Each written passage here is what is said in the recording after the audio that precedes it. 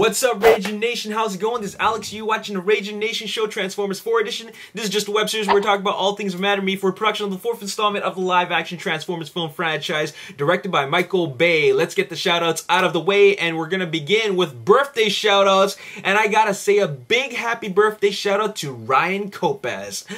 Thanks for being part of the Ragin Nation. Happy birthday to you. I hope you have a good one. And also to Mark Avery Landicho Pagarigan. Happy birthday, buddy. Also, hope you have an amazing birthday. And also to Instagram follower Azaltar.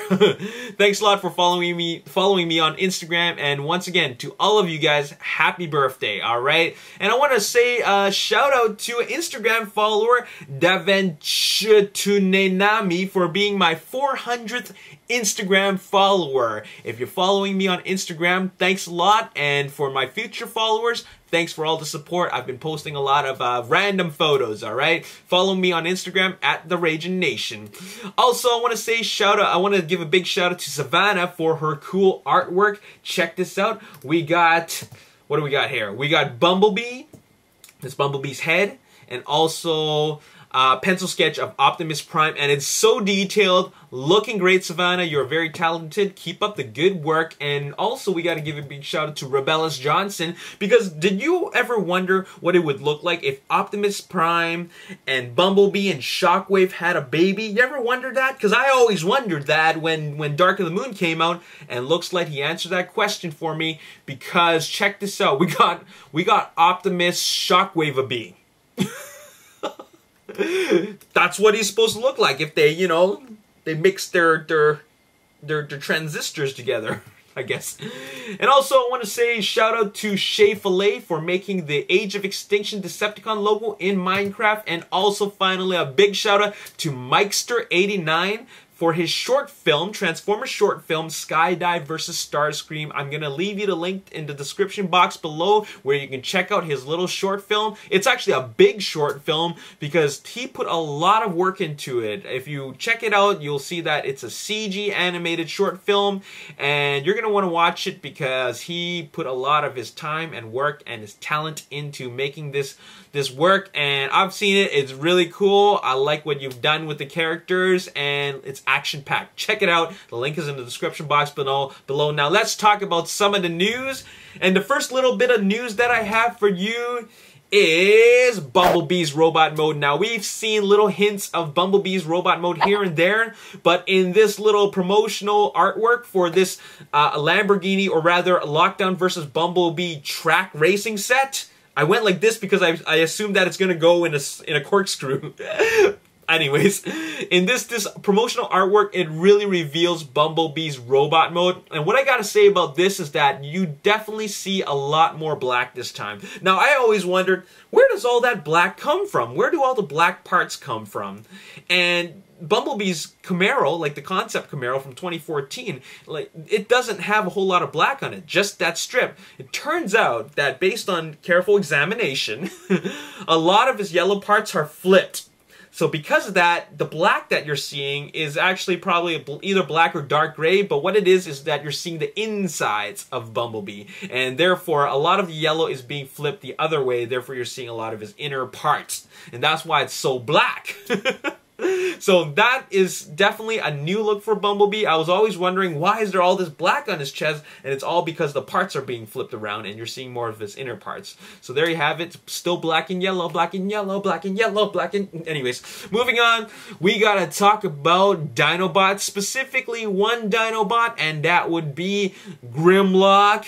Grimlock, we kind of have an idea of what he's gonna look like in that you know, this kind of draft or drawing of all the dinosaurs. I don't know what it is, a sketch. It's like box art or something. But now we have the official reveal of Grimlock's Dinobot mode, not his robot mode, but his Dinobot mode in this kid's toy version of Grimlock. Now, a lot of people were thinking, could this be like just a stylized version of the G1 Grimlock? I'm going to say no, it's 100% not. This is the movie Grimlock, and the main reason why is because if you take a look at it, look at its tail, look at its neck, look at the other parts, this does not look a thing like the Grimlock from G1. The G1 Grimlock is very simple. The movie Grimlock from Age of Extinction is very complicated. Now, what we see here is a much more intricate design, a lot more detail, but the one thing that's a dead giveaway, is the tail. The tail has all those ridges on it, which makes me believe that it is the Age of Extinction Grimlock. So there you have it. Now, this isn't that much of a big deal to me. I already knew, and we already knew, that Grimlock is going to be a T-Rex. That's a pretty vicious looking T-Rex, wouldn't you say? Now, I don't expect him to look anything close to the G1 Grimlock because, like I said, that's a very boxy, simplified looking version of the T-Rex or Grimlock. And, well, that's the G1 version. Well, you know, step into 2014, we got Age of Extinction. Everything's supposed to look a little more intricate and detailed. Alright, so there's Grimlock for you. The next little bit of news is kind of like either a rumor, but it's kind of spoilerish, and it's kind of speculation. So if you want to continue watching, you can continue watching, but I'm just warning you right now that it's kind of spoilerish speculation because we don't have any confirmation on this. But okay, anyways, I was checking out another leaked toy list, and they mentioned that somebody is returning. Actually, it's kind of a new character, but in some ways it's kind of returning. Okay, now, I always mention that I don't want to see Megatron coming back, because we've seen him in... Okay, hold on a second. Hello. Wait. 好似收咗線嘅，冇人喺度。 So, in Transformers, there was Megatron. In Transformers Revenge of the Fallen, it was a tank version of Megatron. And in Transformers Dark of the Moon, it was the truck version of Megatron with a completely different alt mode. And, well, how many times do we have to see Megatron? Well, it looks like that Megatron is coming back in the form of Galvatron.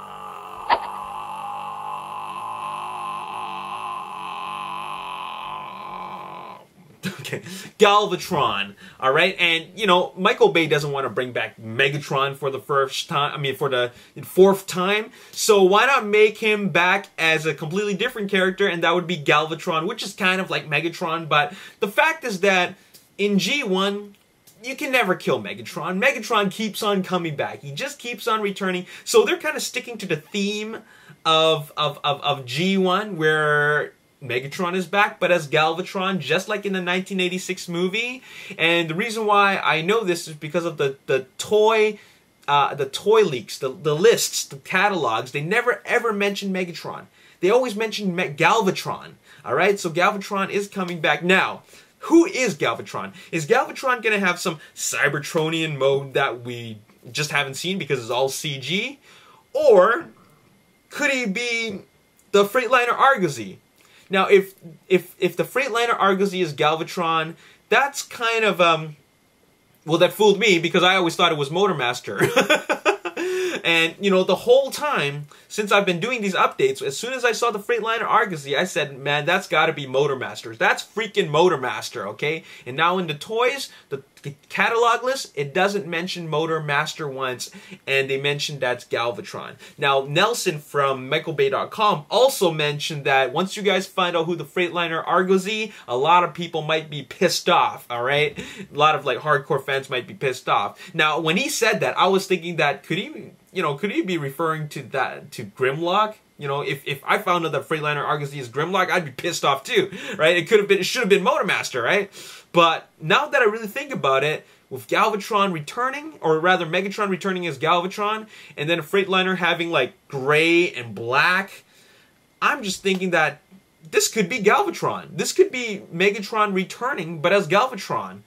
And it kind of makes sense because you see the Freightliner Argosy driving around in Hong Kong, and he's leading a whole bunch of Decepticon vehicles, Stunticons rather. You know what? Maybe, just maybe, Galvatron is a combiner. You know, maybe Galvatron is the one that combines with all the Stunticons, and maybe he replaces Motormaster. So in a way, the Freightliner Argosy is still Motormaster, but renamed to Galvatron, or rather in Michael Bay's universe, that would be Galvatron. So there you have it. Galvatron's back.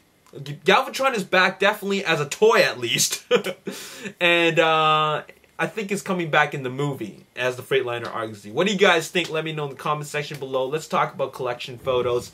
And the first collection photo comes from 1999 and N99 rather. And check this out. We got a whole bunch of leader classes in the back. And, or actually, no. Is that a leader class? I can't tell. I can't tell if it's a leader class or a Voyager class. But, well, there's the collection. And also check out his other photo where there's a bunch of guys that he hasn't opened yet. Believe me, I know the feeling. I have a bunch of guys opened, and I have a bunch of guys not even opened out of the box. And hey, I see that you have the battle cannons and the arm blasters from Fans Wanted for Ironhide. Cool set, okay? I'm gonna open mine soon.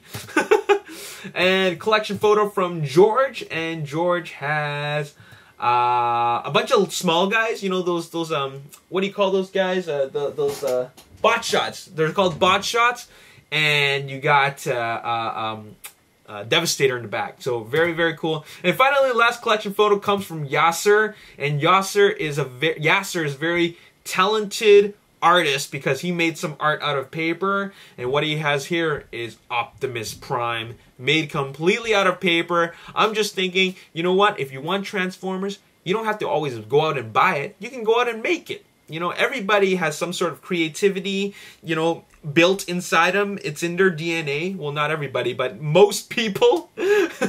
And I think that this Optimus Prime looks beautiful. You did a great job, and let me show you the rest of the cast. He's got Optimus Prime. He made Bumblebee, Megatron, and also Starscream. And it's Starscream from anime, or rather Transformers Prime, and also Megatron from Transformers Prime.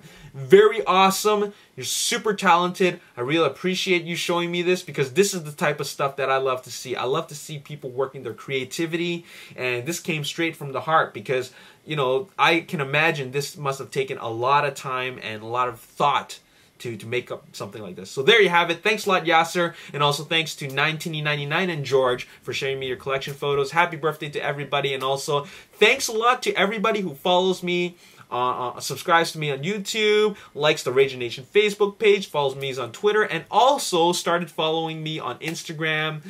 As always, if you enjoyed this video, hit the like button, subscribe to the YouTube channel, like me on Facebook, The Ragin Nation. Also follow me on Twitter at Ragin Nation. Follow me on Instagram at The Ragin Nation. And also Super Bowl is coming. Stay tuned for the review and reaction of the Transformers Age of Extinction Super Bowl ad.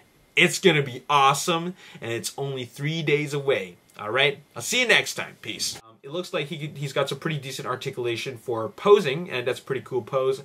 And then here, of course, is the box. It's closed by Velcro.